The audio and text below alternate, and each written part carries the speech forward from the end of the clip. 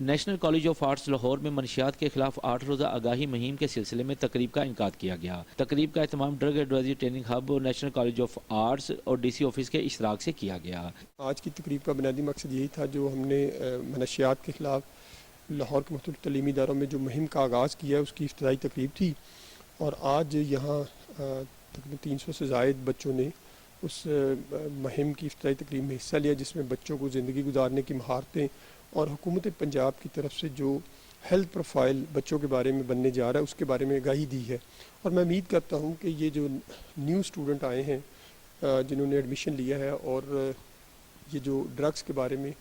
آگاہی کا پروگرام ہے اس سے یہ بہت زیادہ مستفید ہوئے ہیں، اور انشاءاللہ مستقبل میں یہ بچے بہتر طریقے سے ایک اچھا پیغام لے کے جائیں گے۔